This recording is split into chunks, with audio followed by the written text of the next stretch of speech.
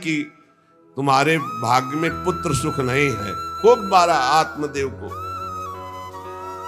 जब इतनी जोर से मार रहा था तो थोड़ी तो दया आई कि पति है बचा ले, तो धुंधुली गई तो फिर धुंधुली की दम जम के पिटाई की। अब वो तो राक्षसी स्वभाव, और घर के जितने जेवर बर्तन सब उठा के बेच दिए वैश्यागामी।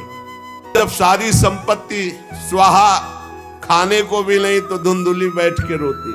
दुष्टता की ना, पति ने जब तुम्हें एक दिव्य फल दिया था, खाना चाहिए था। मैं कहां जाऊं, कौन मेरा सहयोग करे। बड़ी विपत्ति, बड़ा दुख, न खाने को न पीने को। अतरे दिन पिटाई करता धुंधकारी, आत्मदेव की भी और धुंधुली की भी। पिता बैठ के रो रहे थे। मैं सन्यासी की बात मान जाता तो गोकर्ण जी आए और उन्होंने कहा, पिताजी आप जैसे विद्वान पुरुष को ऐसा शोक करना उचित नहीं। तुम शास्त्र के ज्ञाता हो, तुम्हें चाहिए कि संसार की असारता का तो थोड़ा विचार करना हो। ये दुख रूपी मोह में फंसकर आप एक अज्ञानी पुरुष की तरह रो रहे हो, पिट रहे हो। पिताजी, क्या शास्त्रों में नहीं पढ़ा पुत्र किसका, धन किसका, पत्नी किसकी, शरीर किसका? ये मोह के कारण अज्ञानी जन रात दिन दीपक की तरह जल रहे। पिताजी, ना सुख इंद्र को है, न चक्रवर्ती राजा को है। सुख है तो एकांत में भगवान का भजन करने वाले को है। ये देखो गोकर्ण, ये मुंचा ज्ञानम प्रजारूपम मोह तो नरके गति। ये नरक जाने वाली बात, पुत्र के मोह में फंस करके आप छोड़ो इसे, आपका शरीर नष्ट हो जाएगा। इसलिए मेरी प्रार्थना मानो, आज से निकलो घर से और वन में जाओ, भगवान का चिंतन करते हुए जीवन व्यतीत करो। गोकर्ण जी के वचन सुनकर आत्मदेव वन में जाने के लिए तैयार हो गए। उनका बेटा, आज तक तो कभी वन में तपस्या भजन किया नहीं, बड़ा शरीर से राग है, क्या करूं, कैसे भगवत प्राप्ति करूं? संत समागम कभी व्यर्थ नहीं होता। देखो, संत समागम का फल है गोकर्ण जी। हे पिताजी, शरीर से मैंपन छोड़ दीजिए और शरीर संबंधियों से मेरापन छोड़ दीजिए और भागवत धर्म का आश्रय लेकर संत समागम कीजिए। सदैव संतों की सेवा, भगवत सेवा, नाम जप, लीला कथा श्रवण गायन, इसी से भगवत प्राप्ति हो जाएगी। बस उसी समय गोकर्ण को मन से प्रणाम करके कि भगवान गुरु रूप से इसी रूप में आकर मुझे उपदेश दे रहे, उसी समय आत्मदेव जी ने तो घर छोड़ दिया और वन की यात्रा की। 60 वर्ष की आयु हो चुकी थी, पर ज्ञान था शास्त्रों का। बड़ी निष्ठा से अपनी बुद्धि को समेटा संसार से और रात दिन भगवान के चिंतन में लगा दिया। भगवान के चिंतन और भागवत के 10वें स्कंद का रोज पाठ पूरा, जो भागवत का 10वां स्कंद हो श्री कृष्ण लीला चरित्र से भरा हुआ है, पूरा पाठ और निरंतर नाम जप, इसके प्रभाव से श्री कृष्ण चंद्र की प्राप्ति हुई गोकर्ण जी के उपदेश से आत्मदेव की। अब जब पिता वन को चले गए तो और छूट, वैसे मानता तो था ही नहीं पर और छूट हो गई। अब धुंधकारी ने उठाई लाठी डंडा, जो धुंधुली की डट के पिटाई की और कहा, बता धन कहाँ है? अब जितना धन था तो सब ले गए। फिर जलती हुई लकड़ी, लुकाठी, उससे बता धन कहाँ है? किसी तरह छूट पाई तो भागते हुए जाकर कुएं में गिरकर अपने शरीर को नष्ट कर दिया कि रोज की पिटाई से अच्छा एक बार दुर्गति को प्राप्त हुई। पति आत्मदेव श्री कृष्ण चंद्र को प्राप्त हुई। योगनिष्ठ गोकर्ण जी ने जब देखा कि धुंधकारी का आतंक बढ़ रहा है तो उन्होंने छोड़ दिया। जो ज्ञानी पुरुष होते प्रपंच नहीं स्वीकार करते, उनको कोई सुख दुख इससे नहीं, उदासीन भाव से तीर्थ यात्रा को निकल गए। धुंधकारी ने 5 वैश्याओं को अपने संग में रखा, सब नौजवान वैश्याएं। अब उनके लिए पशुओं का मांस चोरी करके उनकी मनोकामनाएं पूरी करना। बुद्धि भ्रष्ट थी, आचरण भ्रष्ट थे, क्रूर कर्मा। एक दिन उन वैश्याओं ने कहा कि हमको तो हार नहीं पहनाया आज तक, कामना होती है।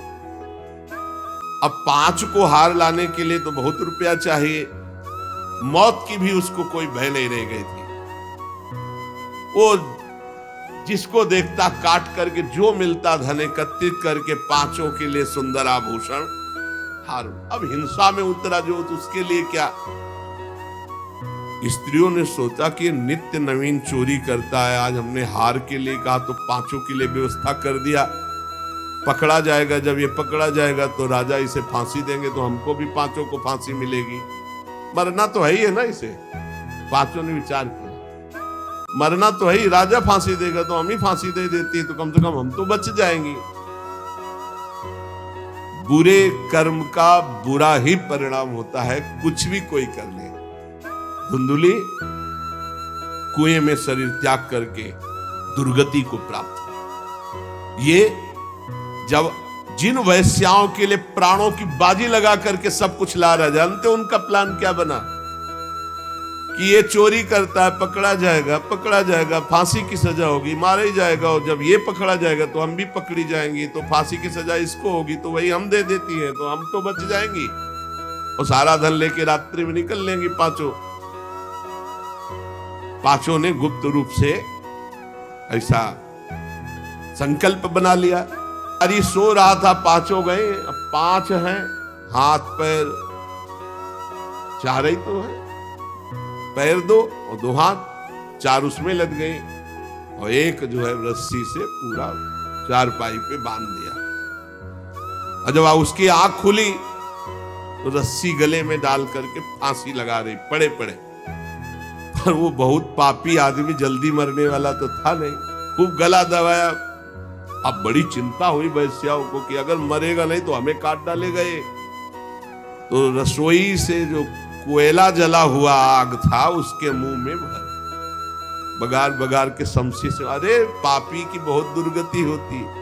दहकते हुए अंगारे उसके मुंह में और खूब कस के गला दबा, छटपटा कर पीट के मार डाला धुंधकारी को।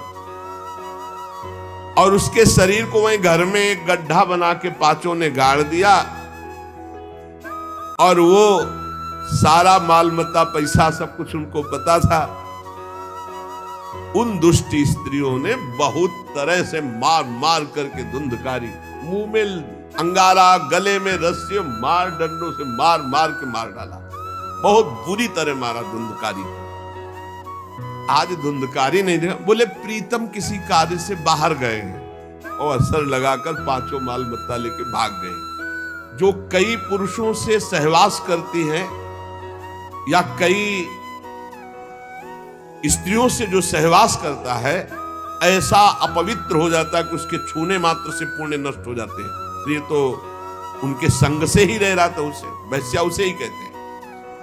उन वैश्याओं के संग से सारे सुकृत नष्ट हो चुके थे, महान पाप का स्वरूप हो गया था और वो सब भाग चुकी थी। तो धुंधकारी को भयंकर प्रेत योनि की प्राप्ति हुई। प्रेत योनि, भयंकर प्रेत योनि। अब वो बवंडर रूप, जो चक्रवात जैसे बवंडर देखते हो ना, वो रूप धारण करके 10 दिशाओं में भटकता। और प्रेत को स्वयं से पानी पीने के लिए कोई सुविधा नहीं। ऐसा नहीं नदी के किनारे रह रहा तो पानी पी लेगा, वो किसी को पकड़ेगा तब उसके द्वारा जो उसको पानी पिलाया जाएगा वो उसको मिलेगा। ऐसे पानी नहीं पी सकता, ना कुछ खा सकता है, ना कहीं विश्राम कर सकता है। वो बस हा दई चिल्लाता हुआ, रोता हुआ भटकता है। प्रेत योनि बड़ी भयानक होती है। जब तीर्थ यात्रा करके गोकर्ण जी लौटे तो सुना कि धुंधकारी का लापता, मार डाला गया। तब उन्होंने फिर गए और वहां पिंडदान किया धुंधकारी के लिए भी। बड़े महात्मा थे गोकर्ण। श्राद्ध किया और काफी तीर्थों में मंत्रानुष्ठान किया कि इसका कल्याण हो जाए। ये सब करके लौट आए अपने पिता आत्मदेव के घर में। रात्रि में कोई देख ना पावे इसलिए सीधे अपने घर में गए और शयन किया। और वहीं गड़ा था धुंधकारी, प्रेत आत्मा बन के वो मड़रा रहा था। वही प्रेत आत्मा ऐसे को नहीं छूती जो भगवान का भजन करते। देखो अब जेवी धुंधकारी ने देखा कि गोकर्ण आए हैं तो उसको तसल्ली हुई कि महात्मा हमारा कल्याण कर दे।